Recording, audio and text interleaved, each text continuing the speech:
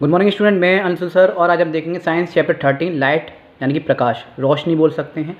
तो my teacher study platform के नाम से हमारा यूट्यूब पर चैनल है जहाँ फ्री ऑफ कॉस्ट जो है क्लासेस मिलती हैं 1st to 10th लेवल की, स्कूल की, एकेडमी की भी, और जो भी कॉम्पिटिशन में तैयारी कर रहा है 1st to 10th लेवल का यहाँ आता है उनके लिए भी सारी क्लासेस बेनिफिशियल हैं। चाहे वो AME JMI की तैयारी कर रहा हो क्लास 9th के लिए तो क्लास 8th का सारी NCERT वहाँ आती है, जो लास्ट चैप्टर है। इसके अलावा 3 प्लेलिस्ट मैंने बना रखी हैं, ये क्विक रिवीजन है, रैपिड रिवीजन है, चैप्टर पढ़ा रखा है, रिवाइज करा रहे हैं।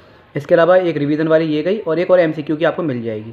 3 प्लेलिस्ट हैं, आप आराम से जाके एंजॉय कर सकते हैं, तैयारी कर सकते हैं, अपने ऊपर कंपटीशन को हावी ना होने दें, अपना 100% दें, बाकी सब ऊपर वाले पे छोड़ दें। इसके साथ साथ लाइक किया करें, शेयर करा करें और कमेंट किया करें, मैं उसका रिप्लाई करता हूँ। और उन लोगों तक वीडियो को जरूर पहुँचाएँ जिन लोगों को वाकई में वीडियोज़ की बहुत ज़्यादा ज़रूरत है। तो चलिए स्टार्ट करते हैं साइंस चैप्टर 13 लाइट, प्रकाश या फिर रोशनी। लाइट क्या होती है?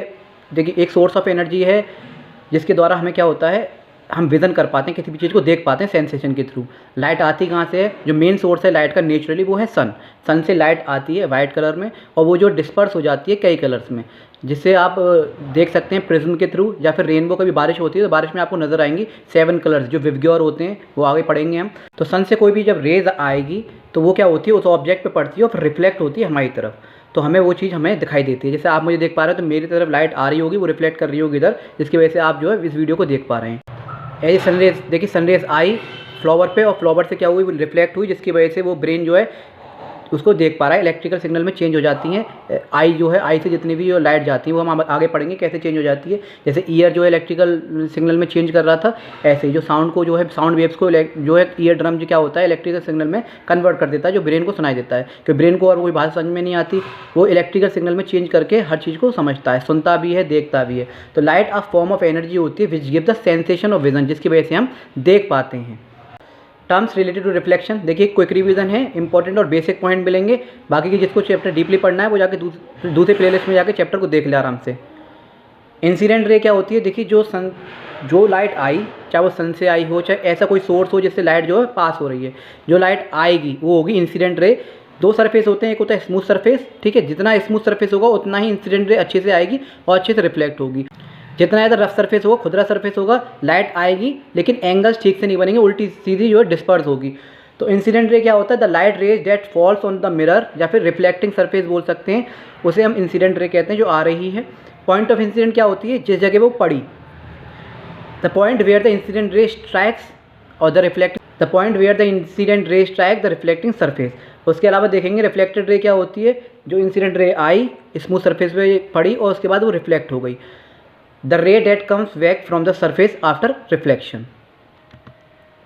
नॉर्मल क्या होता है कि इमेजिनरी लाइन हम बना लेते हैं सोच के कि जो इंसिडेंट रे आई और रिफ्लेक्ट हो गई तो बीच में जो है हम 2 एंगल्स उसमें इमेजिन कर लेते हैं। एक परपेंडिकुलर मान के चलते हैं कि जो नॉर्मल जो है हमारी ये पॉइंट जहाँ इंसिडेंट जो है स्ट्राइक हुई है वहाँ एक पॉइंट होगा, तो उसे हम मान लेते हैं नॉर्मल। एन इमेजिनरी लाइन होती है perpendicularly to the mirror at the point of incident, यहाँ पे इंसिडेंट जो पॉइंट बना है।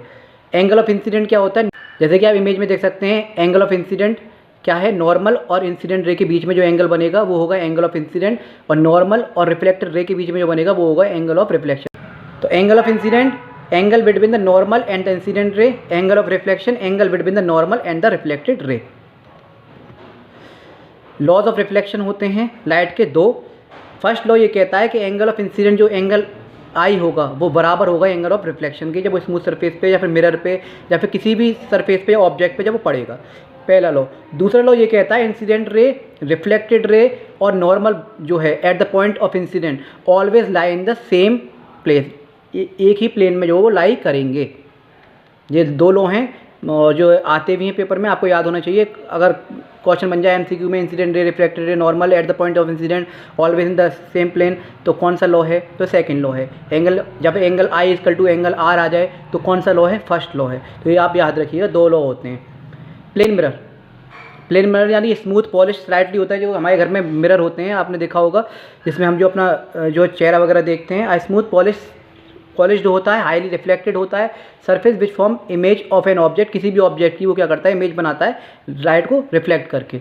तो उसमें 2 तरह की इमेज आपको देखने को मिलेंगी। एक होती है रियल इमेज, जो है वही दिखाई देगी, और दूसरी होती है virtual image, formed when rays of light reflection actually meet at a point. Real image जैसे कि एग्जांपल मैं देख सकता हूँ, आपको कैमरा हो गया, आप हॉल में फिल्म देखने जाते हैं तो प्रोजेक्टर से लाइट पड़ती है, ठीक है, वो रियल इमेज बनाती हैं, जो ऐसी है वैसी की वैसी। वर्चुअल इमेज क्या होती है? It is formed when rays of light after reflection appear to diverge form a point. ये हमारा जो ड्रेसिंग मिरर होता है उसमें हम जो इमेज बनती है हमारी, उसे जो है वर्चुअल इमेज कहते हैं। Characteristics of image formed by plane mirror, virtual बनेगी प्लेन मिरर में, लेटरली इन्वर्टेड होगी, उल्टा होती है, बिहाइंड द मिरर होती है, और दूसरी at the same distance at the object in front of it, जितने उतनी डिस्टेंस पे होती है जितने हम फ्रंट में हैं। यूज़ ऑफ प्लेन मिरर क्या होता है? एज ड्रेसिंग मिरर में हम यूज़ करते हैं, फॉर मेकिंग कैलिडोस्कोप और पेरिस्कोप में यूज़ करते हैं, एज रिफ्लेक्टर इन सोलर कुकर में भी यूज़ करते हैं इसे, ताकि वो सनरेज जो है रिफ्लेक्ट हों और वहीं के वहीं कैप्ट हो जाएँ। डिस्पर्जन ऑफ वाइट लाइट का डिस्पर्स होना, the splitting of white light into constitution colours on passing through a prism is called dispersion. जब प्रिज्म में से वाइट लाइट को हम जो पास कराते हैं तो ग्लास प्रिज्म जो है दूसरी तरफ से 7 कलर जो फॉर्म करता है, इसे फोलोक्रोमेटिक लाइट बोलते हैं, उसे मोनोक्रोमेटिक लाइट बोलते हैं। The band of 7 colour formed on the paper screen called spectrum. कौन कौन से कलर होते हैं? विवग्योर के नाम से याद रखिएगा, violet, indigo, blue, green, yellow, orange and red. ये विवग्योर इसकी शॉर्ट फॉर्म होती है। एक वाइट लाइट आई और ऐसे प्रिज्म में से होकर निकली, और इसका दूसरा एग्जांपल कौन सा है वाइट लाइट का डिस्पर्स होने का? वो है रेनबो, जो इंद्रधनुष होता है उसमें भी आपको 7 कलर दिखाई देंगे। अब बात आती है ह्यूमन आई, क्योंकि इसी की वजह से हम कुछ भी चीज़ क्या करते हैं, सेंसेशन करते हैं, देख पाते हैं, विजन कर पाते हैं। The eye is most important sense organ. Eye एक सेंस ऑर्गन है इंपॉर्टेंट, जिसकी वजह से हम देख पाते हैं। 5 सेंस ऑर्गन होते हैं हमारे, आई, ईयर, नोज, ईयर, टंग, स्किन और टंग, तो उसमें से एक ये है सेंस ऑर्गन है। पार्ट्स ऑफ आई देखेंगे, आई का क्या पार्ट होता है? सबसे पहले बात करते हैं कॉर्निया, जो कि ट्रांसपेरेंट होता है, transparent spherical membrane in front of the eye के फ्रंट में होता है, जैसे हमारे घर का गेट होता है ना, वैसे ही ये लाइट अंदर आने का जो है काम करता है। इसका जो काम होता है वो लाइट पास कराने का होता है। कॉर्निया का काम क्या है? लाइट को अंदर आने देना। Transparent spherical membrane in front of the I, transparent होता है कांच की तरह। आइरिस का क्या काम होता है? Dark colour muscular diaphragm having a small circular opening in its middle में जो आपको कलर दिखाई दे रहा है, किसी की ब्लैक कलर का होता है, किसी की जो है स्काई ब्लू कलर की आई होती है, किसी की ब्राउन होती हैं। तो जैसे कलर होगा वैसे ही आइरिस होगी, जैसे आइरिस का कलर होगा वैसे ही आपकी आई जो कलर दिखाई देगी आपको। तो इसका काम, एक और काम तो इसका कलर का है, दूसरा काम इसका ये है कि कितनी लाइट अंदर जानी चाहिए, कितनी नहीं जानी चाहिए, ये जो है उसको क्या करता है? कंट्रोल करता है। प्यूपिल the centre circular aperture of iris के बीचों बीच में होता है छोटा सा, और यही जो है इसी के द्वारा जो आइरिस अंदर जो वो भेजता है, यही जो है क्या करता है? लाइट को अंदर आने देता है। फिर बात आती है आई लेंस की।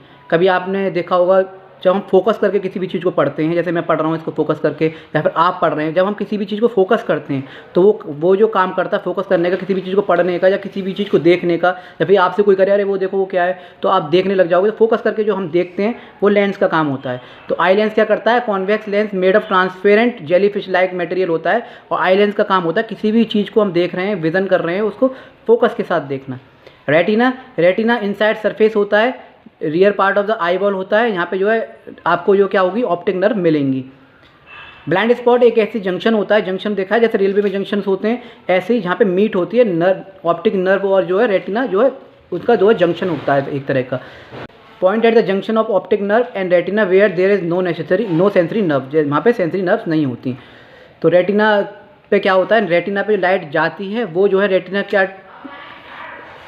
रेटिना पे इमेज फॉर्म होती है, और ऑप्टिक नर्व क्या करती हैं? ऑप्टिक नर्व जो है इलेक्ट्रिकल सिग्नल में चेंज करके जो है ब्रेन को पहुंचाती हैं, ब्रेन से फिर हम विज़न कर पाते हैं।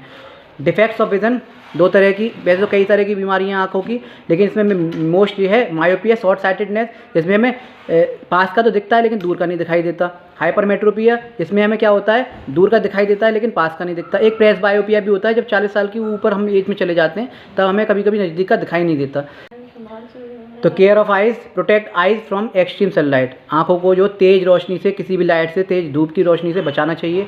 While reading keep distance about 25 to 30 centimetre from the eye जब भी कुछ चीज़ पढ़ रहे हैं तो कम से कम इतना डिस्टेंस हो 25 से 30 सेंटीमीटर का, बहुत नज़दीक से नहीं पढ़ना चाहिए। बहुत लेट के पढ़ते हैं, वो चीज़ गलत होती है क्योंकि आंखों पे असर पड़ता है। Don't watch television for long hours, बहुत देर तक टीवी ना देखें। Don't read in dim light, ज़्यादा डिम लाइट में भी नहीं पढ़ना चाहिए। डोंट रब योर आइज़, कुछ भी चीज़ पड़ जाए या फिर अननेसेसरी उसे रब नहीं करना चाहिए। Wash your eyes splashing clean और कोल्ड वाटर, कुछ पड़ जाए तो कोल्ड वाटर से आपको साफ़ करना चाहिए। Take diet rich vitamin A. Vitamin A ज़्यादा से ज़्यादा खाना चाहिए ताकि हमें वेरी की बीमारी ना हो जाए। तो ये था आपका चैप्टर। आई होप आप लोगों को अच्छा लगा होगा। माय टीचर स्टडी प्लेटफॉर्म के नाम से हमारा यूट्यूब पर चैनल है। क्विक रिवीजन था, रैपिड रिवीजन था। जिसको डीपली पढ़ना है चैप्टर वो जाकर दूसरी प्लेलिस्ट में देख सकता है। यहाँ 1st to 10th के डिफरेंट टाइप्स ऑफ सब्जेक्ट आपको मिलेंगे, कॉम्पिटिशन लेवल के भी और साथ साथ जो है स्कूल क्लास के भी। तो चलिए मैं अंशु सर फिर मिलता हूँ आपको नई वीडियो के साथ, नए कंसेप्ट के साथ। जब तक के लिए जय हिंद, जय भारत।